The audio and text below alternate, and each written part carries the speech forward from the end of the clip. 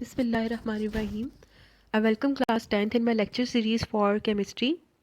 We are on chapter 16, that is about the chemical industries, and in our previous lecture we were discussing some of the basic metallurgical operations that we perform in order to separate metals from their ores.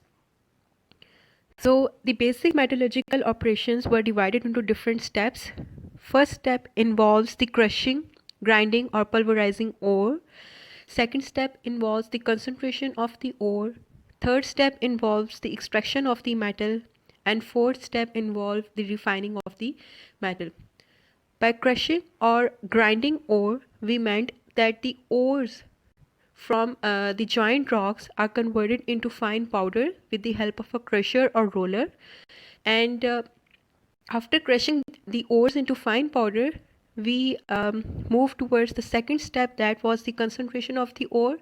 In the concentration of the ore, the gangue particles were removed from the metals. What were the gangue particles? Gangue particles were the unwanted particles like dust or sand that was associated with the metal in the ore.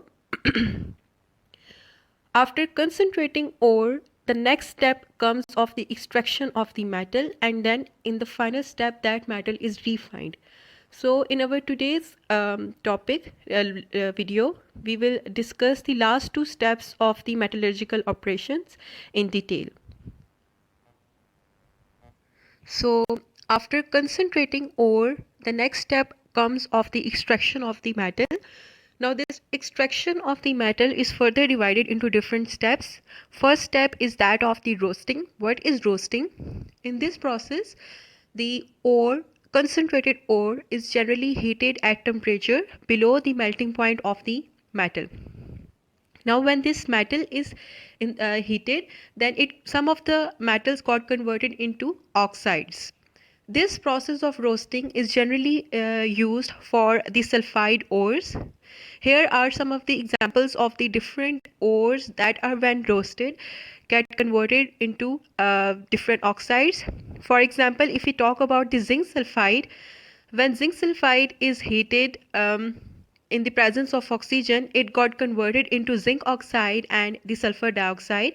Now this sulfur dioxide is produced in the gaseous form, so it can easily be removed. Now here you may see that this zinc sulfide got converted into zinc oxide. Now since there is the addition of oxygen, so therefore this reaction is also called as the oxidation reaction. Here the metal zinc is being oxidized.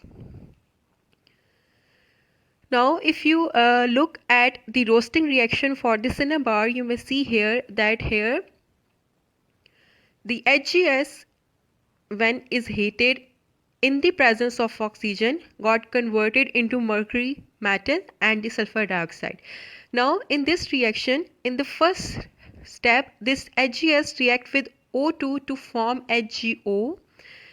This mercury oxide is unstable. So since we are heating this metallic sulfide, so therefore when as soon as the mercury oxide is formed, it got converted into mercury metal.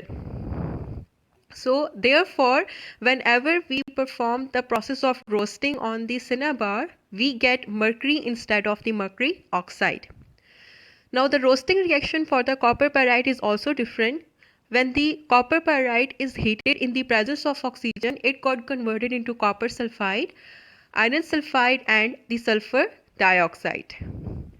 So we discussed in the roasting process that it is the process in which metals are heated in the presence of oxygen, and it is taken into notice that the metals should not be heated above their melting points.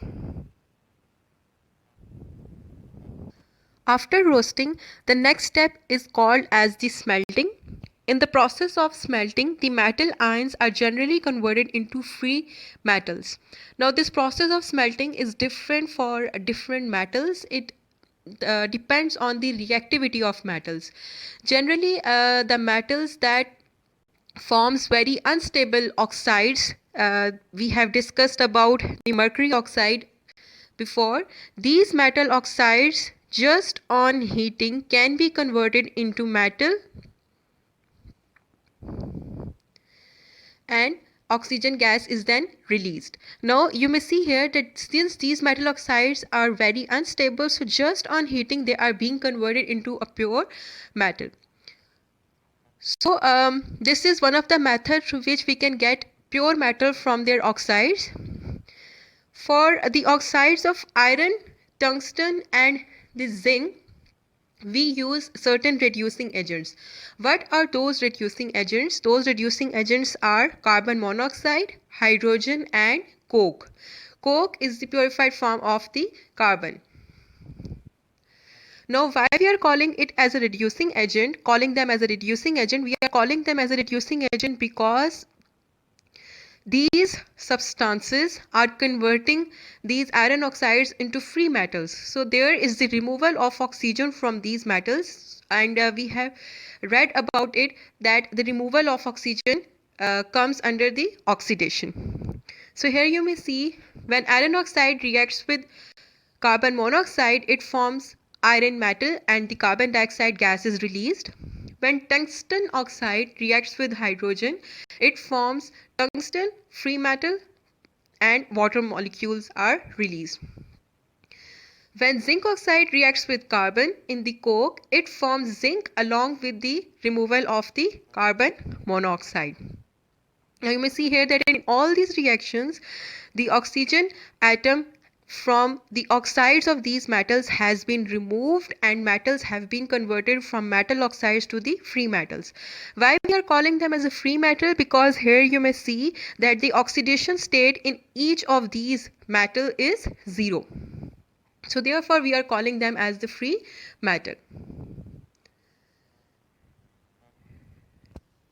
Now for the copper pyrite, the smelting process is done in 2 steps. In the first step, the roasted copper ore is heated with coke and sand at 1100 degrees C. We have read before that during the process of roasting, this copper iron sulfate reacts with oxygen to form copper sulfide, iron sulfide and the sulfur dioxide. Now this sulfur dioxide gas, as it is present in the gaseous form, so it is removed. We are left with copper sulfide and the iron sulfide. This mixture of copper sulfide and iron sulfide is then heated with coke and the sand. Now after heating with coke and sand, the mixture got separated into 2 layers. The upper layer is called as the silicate slag. Now how it is formed? When the iron sulfide in this mixture reacts with oxygen, it forms iron oxide and sulfur dioxide. This iron oxide reacts with silicon dioxide, that is the structure for sand, chemical formula for sand. So when this iron oxide reacts with sand, it forms ferrous silicate, which is the slag here. The lower level layer of this mixture is called as the mate, and it is basically the mixture of copper sulfide and the iron sulfide.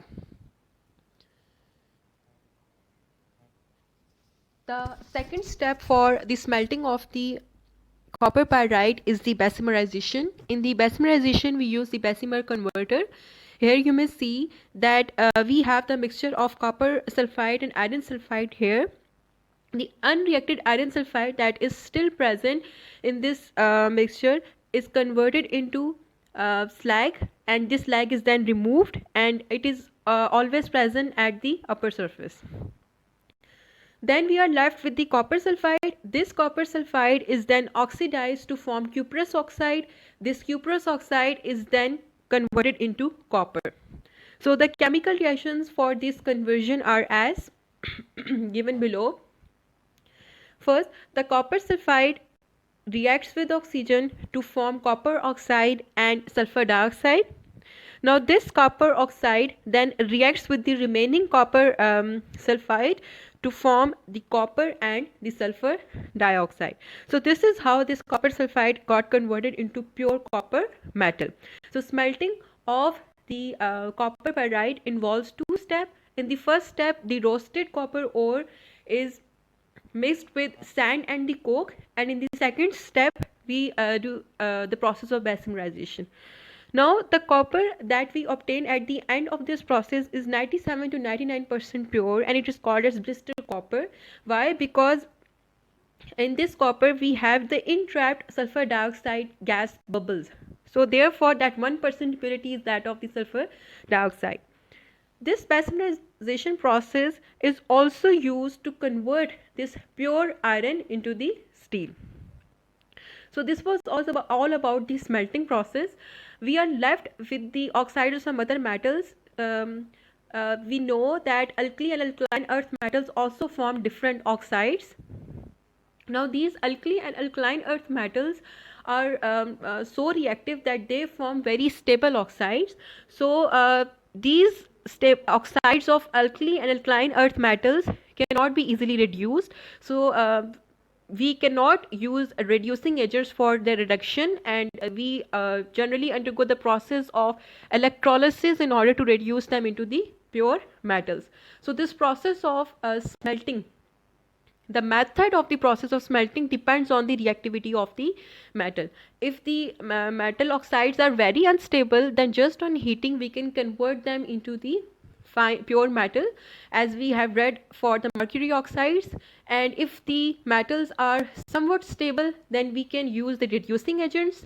However, if these metal oxides are very stable, then we will use the process of electrolysis. So after the process of the smelting, then comes the step of refining or the purification of the metals.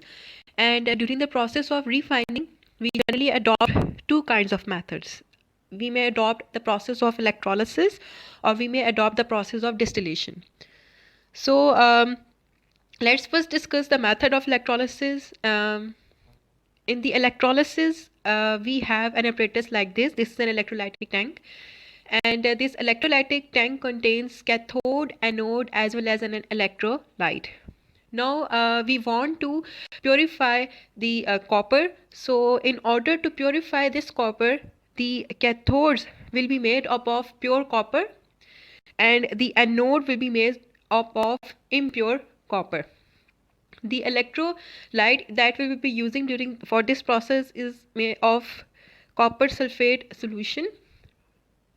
Now what happens that when the electricity is passed through this electrolyte copper sulfate solution, then the impure copper that is present at the anode got converted into cuprous ion.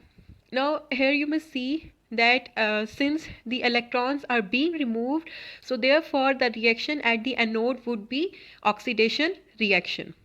So in order to memorize it, there is a mnemonic device, that is PAO. That means positive anode oxidation. So at the anode, we will always have the oxidation reactions. So what happens? The copper in the impure form that were first present at the anode will got converted into cuprous ion with the release of 2 electrons.